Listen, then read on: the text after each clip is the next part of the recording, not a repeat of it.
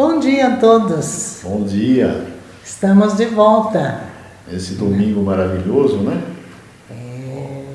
Graças a Deus, Deus nos concede mais esta oportunidade. E hoje, acredito, finalizando, né, nosso estudo a respeito do livro Sinal Verde. Lógico, eu não diria finalizando, eu digo dando uma trégua. Porque se nós quiséssemos, poderíamos continuar muito mais. Mas os irmãos não esqueçam, né? Não esqueçam de voltar na cabeceira da cama. Faz bem. Isso mesmo. Nossa. Vamos à prece? Vamos sim, vamos lá, né? Vamos lá. Então nós convidamos a todos agora que nesse instante, né? Elevemos nosso pensamento a Deus, nosso Pai, e vamos fazer nossa oração, cada um da forma que sabe.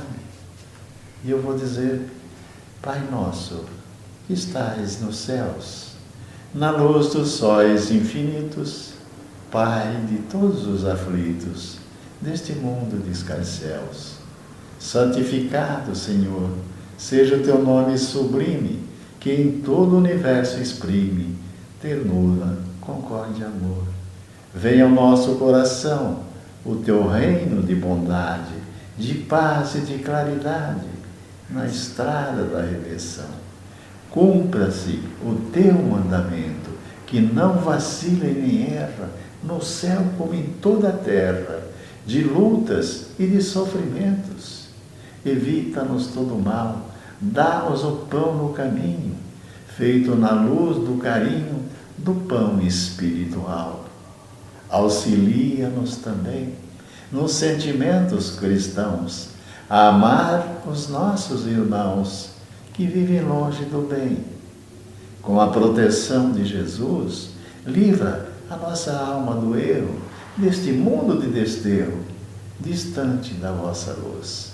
E que a nossa ideal igreja seja o altar da caridade, onde se faça a vontade do seu amor. Que assim seja. Que assim seja. Que assim seja. E para aqueles que não ouviram, não acompanharam os últimos encontros, nós estamos estudando algumas lições do livro Sinal Verde, psicografia de Francisco Cândido Xavier, pelo Espírito André Luiz.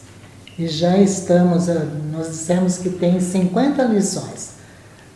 Lógico que não deu tempo, não vai dar tempo de vermos todas, mas algumas foram possíveis analisar. E hoje nós estamos na lição de número 33. E essa lição de número 33 vai falar para nós a respeito dos hábitos infelizes.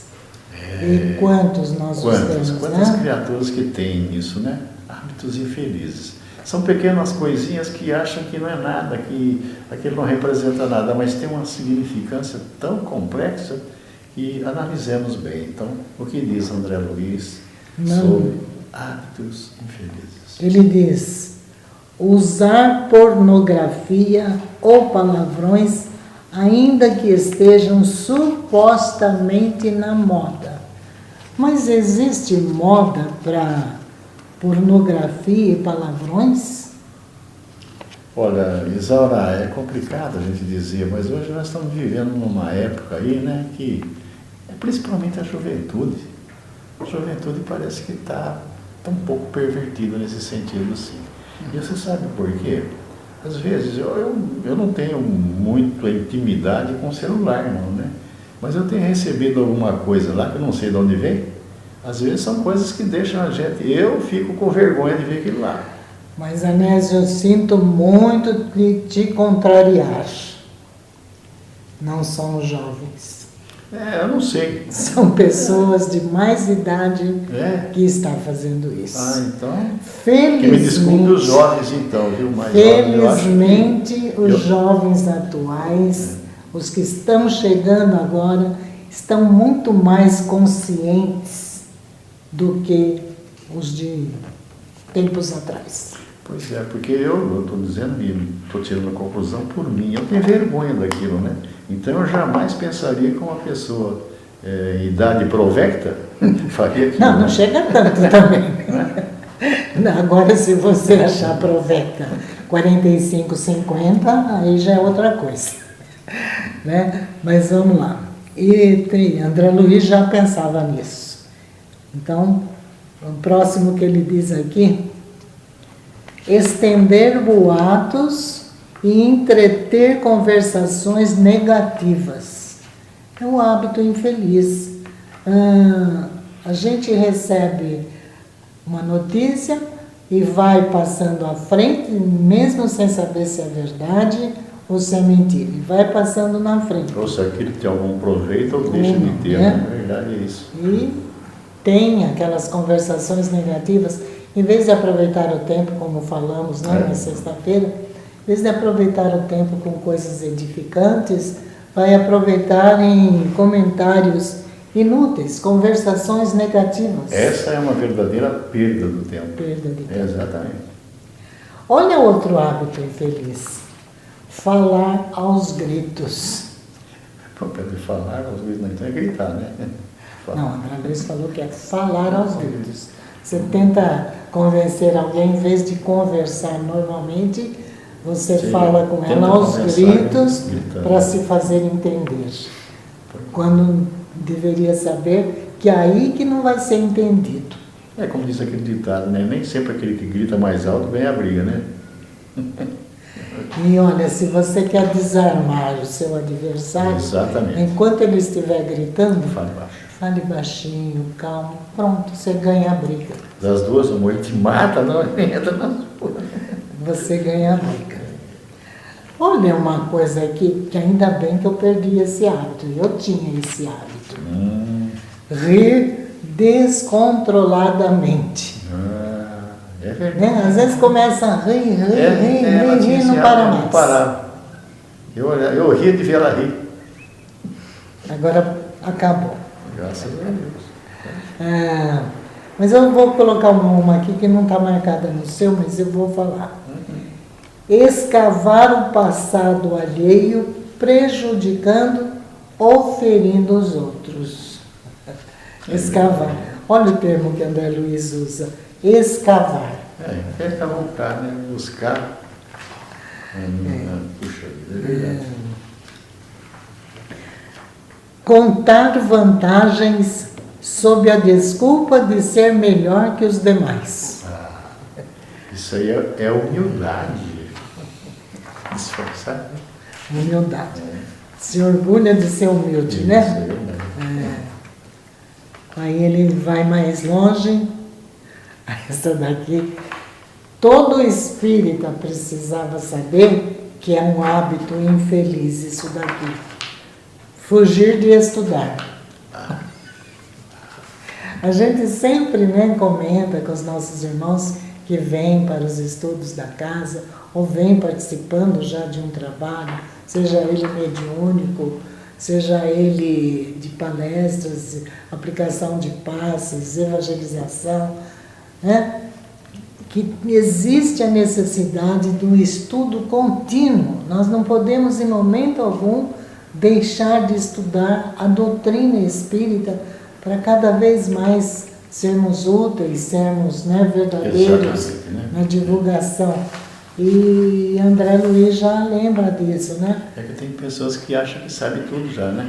Principalmente já, assim, como mais um pouquinho mais adiantado na idade, né? Não, mas isso aí eu já estudei, já vi. Não estudou coisa nenhuma. Eu sou espírita há 50 anos. Exatamente. Então, as pessoas buscam nisso aí, né?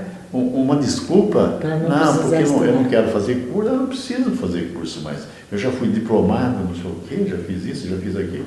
Engano. Porque, veja, todas as vezes, eu, por exemplo, todas as vezes que eu estou lendo, esse livro, por exemplo, quantas vezes que eu já li? Agora, você começa a ler com mais atenção, tudo mais, você fala, poxa, quantas coisas passou despercebida, né? Não é verdade? E agora, então, você tem mais maturidade. Então, estudar é para sempre. Não devemos nos esquecer disso, não. Porque, olha, todos nós precisamos aprender. E sempre estamos aprendendo. E nós aprendemos através do quê? Do estudo. Por isso que aqui no Portal da Luz, né, a gente prima por isso. Você vê que nós temos vários grupos de estudo, em todas as situações a gente está sempre alertando, veja, fornecemos uma biblioteca aí respeitável, para aqueles que querem comprar, querem adquirir, tem. Aqueles que não podem, então tem a biblioteca, venha, leva, converse com a dona Isaura, que ela sabe explicar os livros que você precisa, ela conhece bem. A gente empresta tudo, né? Então, desculpas não vai ter, não né? Para fugir do estudo. Não, vamos estudar. Outro hábito infeliz, deixar sempre para amanhã a obrigação que se pode cumprir hoje. Olha, entre 10 pessoas, quantas fazem isso? 9. Deixa para amanhã aquilo que pode fazer hoje, né? E às vezes não só qualquer coisa, mas a obrigação se agrava ainda mais, né? Tem uma aqui que diz assim, um hábito infeliz: reclamar dos outros aquilo que nós próprios ainda não conseguimos fazer. É verdade, é verdade. Olha, gastar mais do que dispõe também, olha aqui, olha. É um hábito infeliz, né? Gastar mais do que... E quanta gente que faz isso, né? Depois reclama. Puxa, meu salário não dá, estou sempre no vermelho. Tá bem, gasta mais do que ganha. Não pode ter. Não pode. Aceitar deveres e largá-los sem consideração nos ombros alheios. É bom isso aí também, né? Assume compromisso, não dá conta e joga nas costas e larga para o outro fazer. Isso né? É muito triste isso. Gente, depois teríamos a lição de número 34, que fala sobre sugestões no caminho. A de número 35, indagações no cotidiano. A de número 36, temas da crítica. A de número 37, em matéria afetiva. Vocês vão percebendo que são assuntos do nosso dia a dia. Mas nós já vamos pular para a lição de número 47, que é um assunto muito interessante e que muitos de nós não sabemos nos comportar nessas situações, que André Luiz vai falar, quando ele trata do assunto visitação a doentes. Isso é muito importante, né? Muitas pessoas não sabem visitar doentes. Não sabem. Não sabem. Não é? Eles vão visitar um doente e vão comentar sobre doenças, falar das doenças dele. Não, vão primeiro aqui, ele fala aqui. Ele fala. Estou antecipando, então. O primeiro ele diz assim: a visita ao doente pede tato e compreensão. Exatamente. Aí ele fala: toda conversa ao pé de um doente exige controle e seleção. O doente está ali. O doente, um pouquinho mais grave, sempre acha que vai desencarnar, né? Ele fala morrer, né? Não, o espírita fala desencarnar. Ele acha que vai desencarnar. Aí chega um infeliz e começa a contar casos de desencarne motivados pela enfermidade que ele está. É verdade. Aí ele desencarna antes da hora. É igual quando nós estamos numa reunião mediúnica, o espírito chega, o doutrinador imprevidente chega para ele: meu irmão, mas você já desencarnou. Não, ele fala: você já morreu. Aí o espírito morre outra vez. Leva um susto e morre outra vez. É igual esse daí, né? Então, toda conversa ao pé de um doente exige controle e seleção. Uma conversa de otimismo, né? de fé para aquela criatura. Aí aquilo que você estava começando a falar e que eu cortei, ele fala assim: evitar narrações ao redor de moléstias, sintomas, padecimentos alheios e acontecimentos desagradáveis. verdade. Gente, isso não é hora de fazer isso. Ali junto ao doente, não. Esses comentários. Você foi lhe fazer uma visita, vamos levar otimismo. Otimismo acima de dúvida, tudo, né? não é? Mesmo sabendo que talvez esteja aquele doente em fase terminal. Gente, sem sombra de nós dúvida. sabemos que é mais uma experiência, né? Daqui a pouco está no plano espiritual, se preparando para uma nova. Vamos injetar otimismo nele, né? Você sabe que eu já ouvi alguns espíritos dizerem que nós podemos até, diante de uma situação dessa, que a gente sabe, né, Sim. que haverá o desencarne logo mais, a gente pode até começar a conversar com a pessoa a respeito da continuidade da vida. Isso eu acho muito importante. Não é? Exato. Porque... continuidade da vida para que ele não seja pego de surpresa do outro lado. Quantos irmãozinhos que nós, no nosso trabalho mediúnico, né, se apresentam aí ignorando que estão já desencarnados. Então, quem sabe essa, vamos dizer assim, essa prévia que nós fazemos no momento que nós achamos que eles já estão partindo, vai ajudá-lo com certeza. Não precisa dizer para ele que ele vai desencarnar. Mas você mas sabia, meu irmão, que a vida continua, né? Exatamente. Seria muito importante para aquele nosso irmão. Quando ele aportar do outro lado da vida, ele vai estar. Aí o outro pessimista, quando ouve essas orientações a respeito da continuidade da vida, ele vira para você: o que você quer dizer com isso? Quer dizer que eu estou morrendo? Não, é igual os espíritos às vezes. Então eu morri? Quantos deles que nos dizem isso? Tem que ter, né, aquela psicologia para saber como falar com esses nossos irmãos. Que vai assustar eles.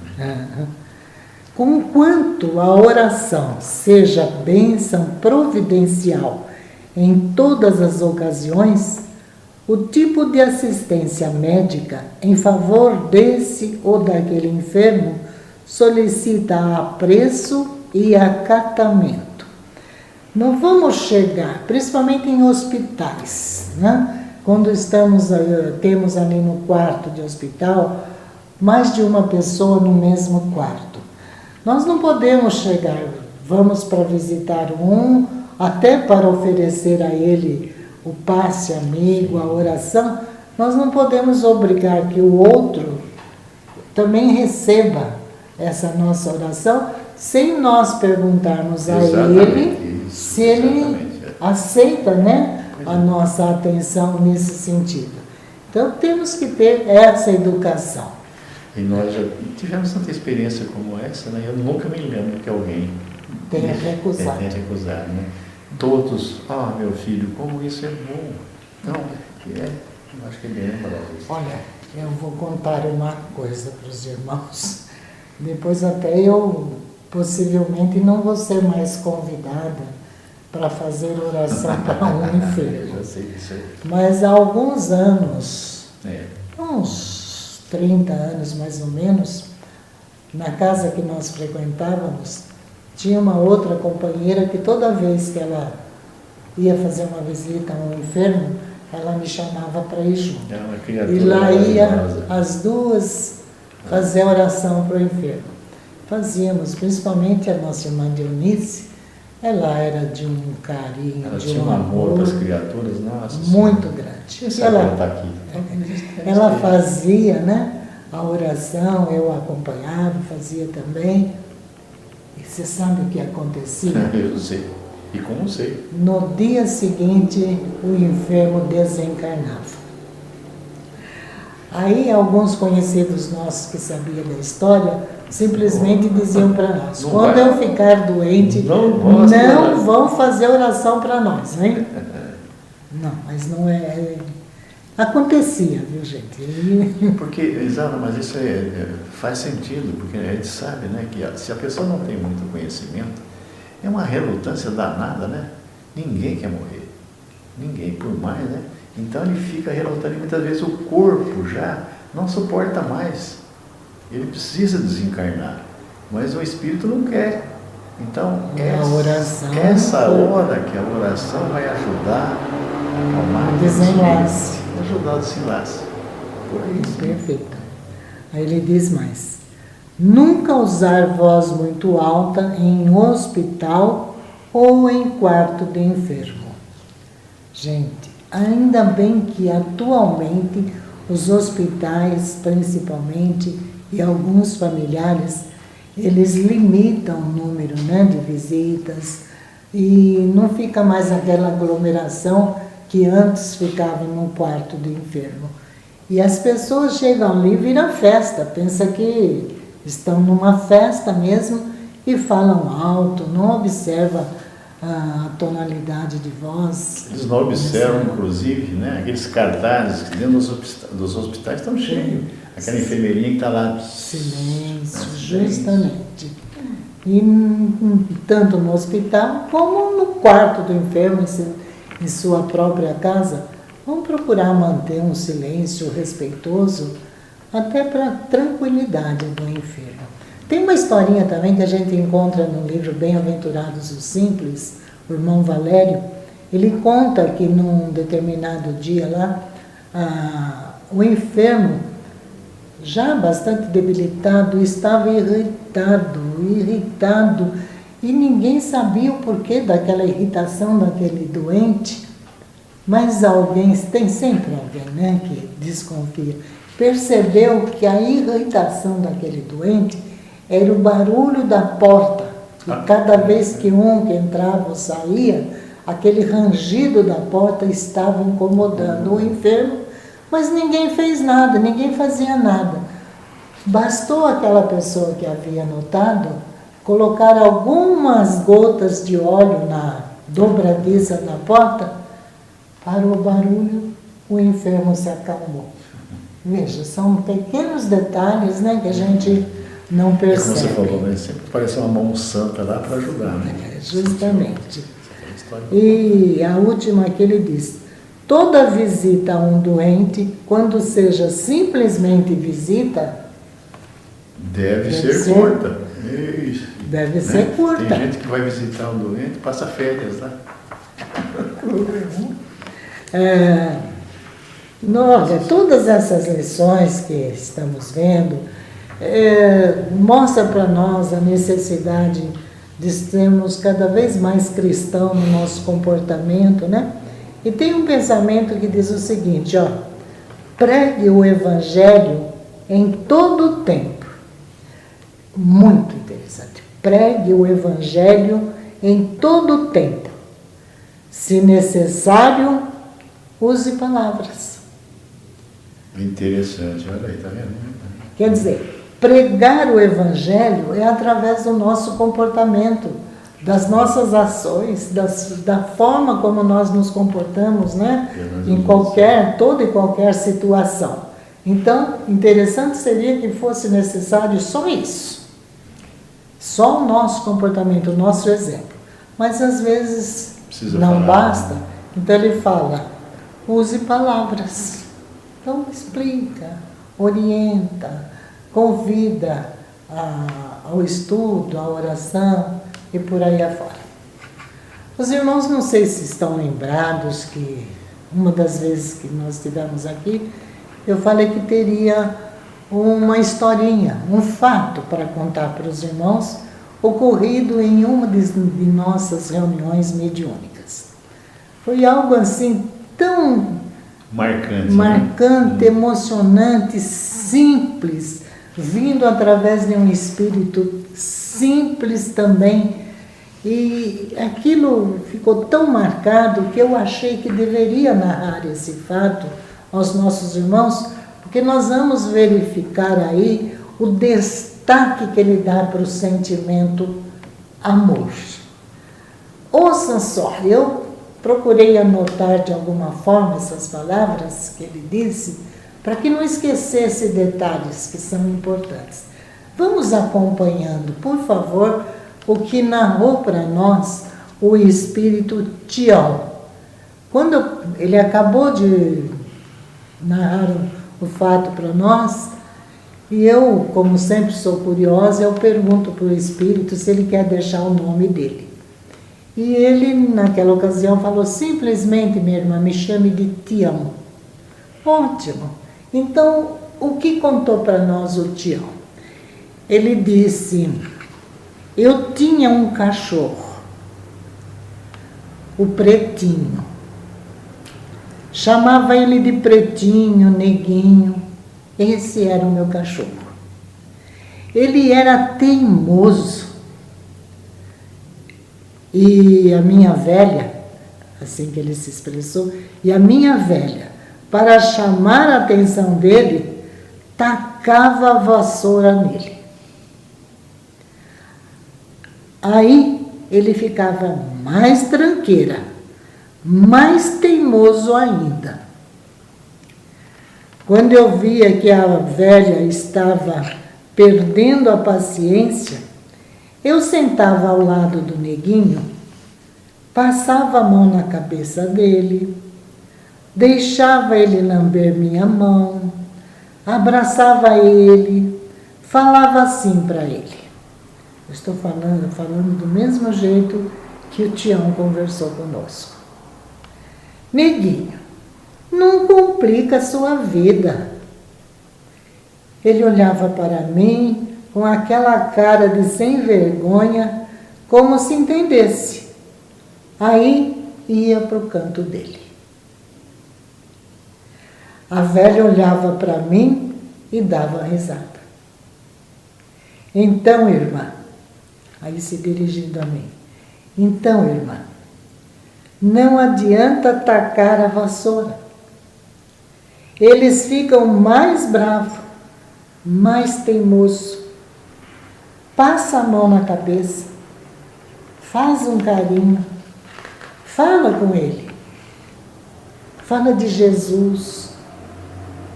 Esse é o melhor alimento que tem, irmã. Na verdade, todos estão carentes, como o Neguinho, quando batia nele. Está tudo carente de amor, irmã.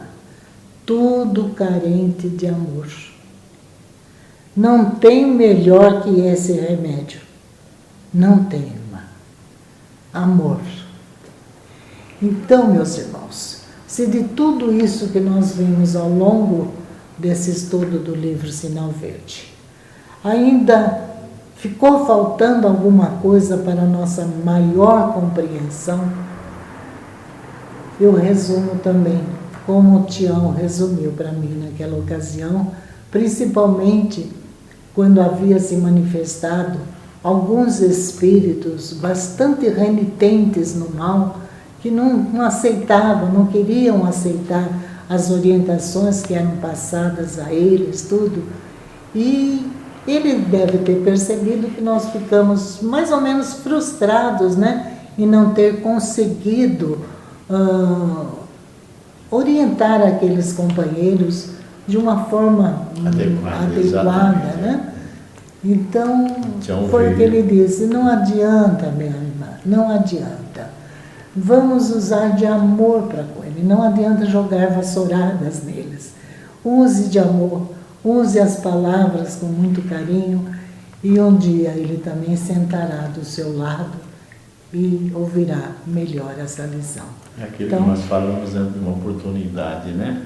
Se alguém gritar, fale baixo. Justamente. É mais ou menos por aí, então, né? Amor acima de tudo. Tem alguma coisa a acrescentar? Tenho. Então acrescente. Agradecer a Deus a oportunidade de aqui estarmos para poder conversar um pouco com os nossos irmãos. É com muita alegria que a gente faz esse trabalho.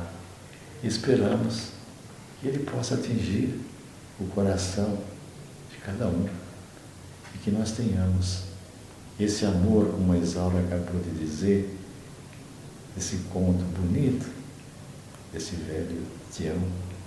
Encontrou o cachorrinho dele, viu? O Neguinho estava lá. Ela esqueceu de falar, mas o Neguinho estava lá junto com ele. Veja bem. Então que nós possamos ter essa confiança em Deus, nosso Pai, e ajudar os nossos irmãos em necessidade, que eles possam ter fé, esperança, vencer as turbulências que se alavancam a cada dia, porque um mundo melhor nos aguarda. É isso aí. Então, estamos já no encerramento do nosso encontro. Desejamos a todos uma ótima semana, que Deus continue presente no coração de todos nós.